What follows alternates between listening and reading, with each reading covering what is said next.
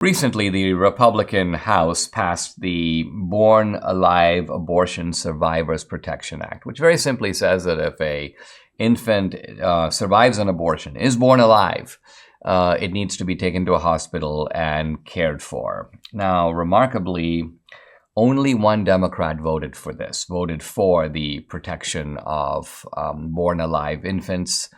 One other Democrat, Vicente Gonzalez of Texas, voted present, but every other Democrat voted against protecting live-born babies. Let's remember, they're no longer in the womb. It's no longer my body, my choice. They're outside your body and they're alive.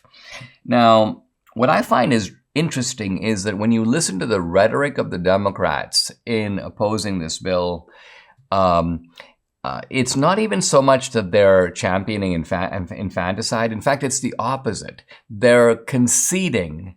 I don't think they know that they are, but they're conceding the pro-life case. So even it shows the pro-life case is so strong that even when Democrats go against it, they end up conceding it. Let's take a look at what I mean. Here's Representative Hillary Scholten, a Democrat of Michigan, opposing the Born Alive Infants Act. Here's what she says. When I read scripture, I turn to Jeremiah 1:5, which states, I knew you before I formed you and placed you in your mother's womb. It doesn't say the government's womb. I believe life is precious, but I reject the idea that if I embrace the sanctity of life, I must also be forced to invite the federal government to regulate it. Now let's analyze this for just a minute, because there's a kind of craziness to it. She's first of all saying, yes, an infant in the womb is not just life, but human life. And then she's going on to say, it's not the government's job to protect it. It's not the government's job to protect human life. Of course it is.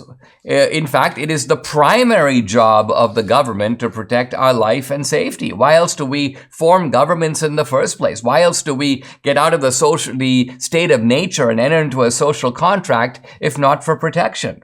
So the point is not, should government protect life? Government protects life all the time. If I walk up to somebody on the street and kill them, I'll immediately be arrested and charged for murder. Governments protect life. But the issue really is whether or not the government protection of life extends to unborn life, and that depends on whether or not unborn children are alive and human. And so here you have Hillary Scholten saying, yes, they are. They are human. So she's conceding the pro-life case that A, the fetus is alive and it's human. And what follows from that is that kind of life obviously deserves protection. So this is a classic example. Here's another one, by the way, and this is coming from, of all people, Jerry Nadler. And he argues against the Republican Born Alive Protection Act by saying this. A hospital is surely a much safer place for them. No, I'm sorry. He says the problem with this bill is that it endangers some infants by stating that an infant must immediately be brought to the hospital. Now, by the way, the infant is in the abortion clinic.